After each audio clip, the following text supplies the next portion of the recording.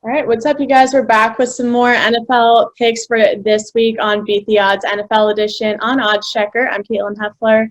This is Nate and Justis. Guys, how are we? How was our week last week? Justis, how'd you do? You must have done better than me. I went 1-3, so maybe you're a little more. Oh, there we go. I went 3-1, but the problem is the only loss was the lock of the week. And also the one that we were all on the consensus on. Everyone. We all took the L across the board. I really thought we were going to do well last week with that pick. We were all on board, but you guys, I was telling Nate this before. I cannot do NFL picks. Like, I'm just terrible compared to college football. But anyway, complete opposite for me. We'll get better luck this week, or at least me. Yeah, let's hopefully we can do better 1-3, and maybe if we do have all the same one, this one wins this week. But I'm going to start us off with, it's funny, I'm going to be on the other side of the Bucs this time. I'm going to go with the Bears plus 13 at Tampa. I think the Bears defense is a good defense. They played the Packers this past week, but I do think it's a good unit. Is it one of the best? I don't know about sure about that. I do think offensively, not great either. And I love that I'm just talking about the team I'm betting on this such a great way.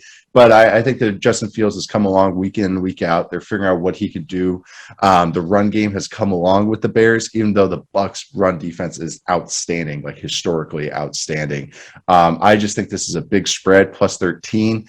I know it's at Tampa, but I do think the Chicago team can keep it tight, even though the Bucs offense is an absolute juggernaut right now. I do think it's going to be, they can maybe muck it up and Justin Fields can make a couple plays and keep it tight. But I do think the Bucs are going to win pretty handily, but hoping the Bears can backdoor cover this and cover that 13-point spread.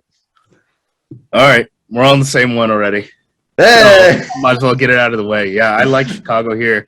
We're finally starting to see like the inflated lines, right? Where just massive ones. I think there's 3 double digits. There are 4 this week. Yeah, 13. You can find 13.5 even out there.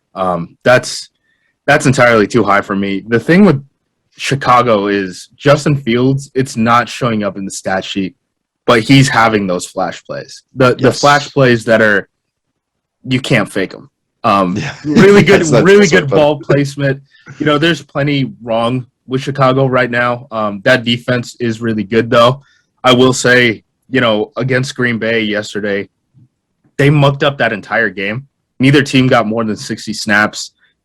Green Bay somehow, you know, Chicago's defense is very good. I want to say that on the front end, but Green Bay on a per drive basis, you know, led the NFL in EPA yesterday, but they only scored like a handful of points because they just muck up the game. So if we're talking about a 13.5 point spread, you know, if Chicago makes it ugly, I'm not saying they're going to win this game outright. I'm just saying they can keep it closer than 13.5. It's all that matters. It's all that matters. Cover that spread. Yep. All right, cool. That's a good one to start with. All right, so next one, I'm going with an AFC North battle. I'm going with the Ravens minus 6.5 hosting the Bengals. This is hopefully you can get it under a touchdown, like right here with 6.5 spread. I think the the Ravens have they're figuring out what they are. They've reconfigured a little bit. Defensively and offensively, not so much overarching. It looks the same. On defense, the Ravens run man coverage. On offense, it's the Lamar show. And now the passing game has they haven't really evolved too much, but they've really honed in on what they do well. And I think that legitimately is like making them very scary on offense, that now they can win in different ways. And the defense is a little different. They had the injuries to Marcus Peters early, but they come in waves at you. They run man coverage and they just come at you, bring 5, run man coverage, just beat you up across the board and just out-talent you a little bit. I think the Ravens are a much better team than the Bengals, even if the Bengals have had a pretty fun year so far for them. I just think that the Ravens match up well, have better talent, and really getting under a touchdown at home, going with that minus 6.5. I'm going to take Kansas City on the road, minus 4.5 at Tennessee. Tennessee is going to be a playoff team. It's going to be ugly. The AFC South is not good right now. Neither are the Tennessee Titans, especially defensively.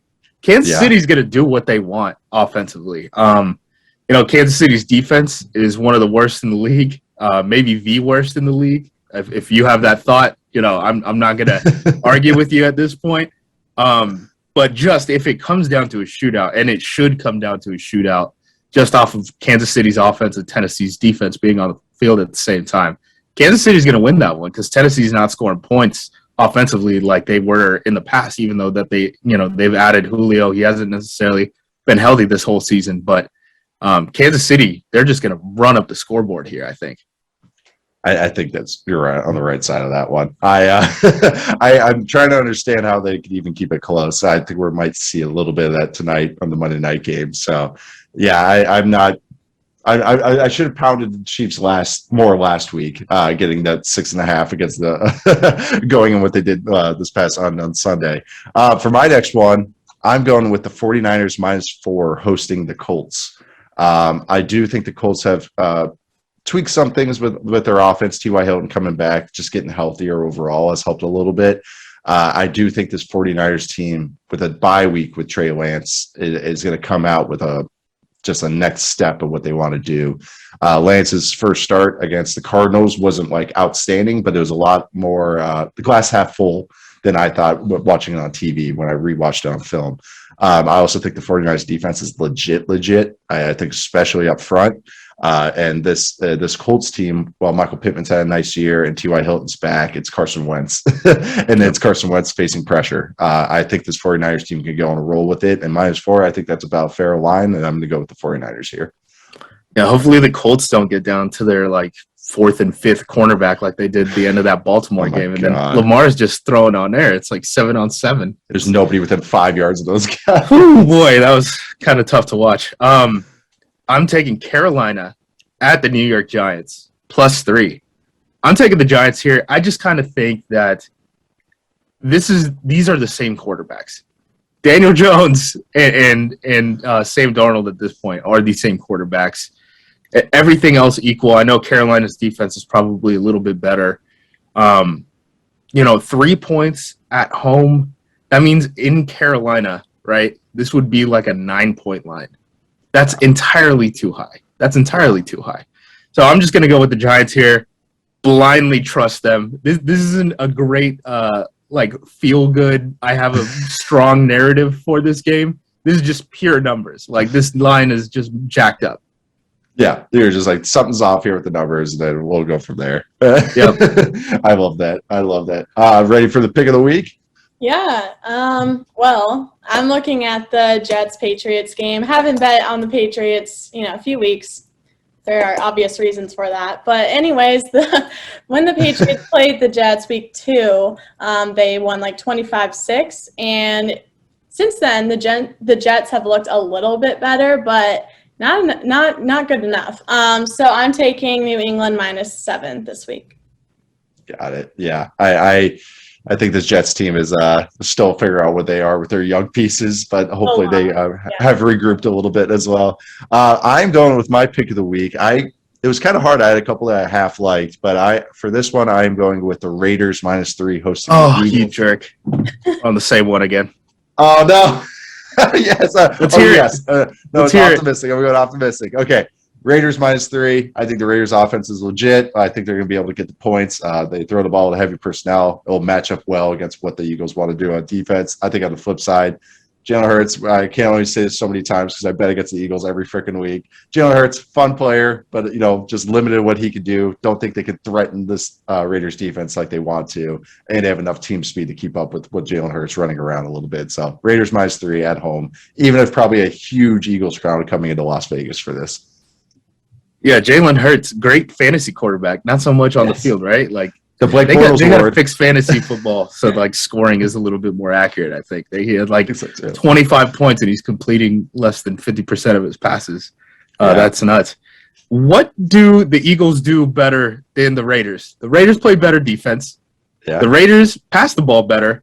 And the Raiders actually run the ball, which is nice because the Philadelphia Eagles don't run the ball at all. Refuse it's very frustrating to watch. Yeah. It's maybe help Jalen Hurts just even a little bit by, running the ball your first drive. I don't understand this line at all. I would have taken this if it was anything less than 6, I would have taken the Raiders. I thought it'd be more like a 5, 5.5. Yeah, like that. And I would have still taken that.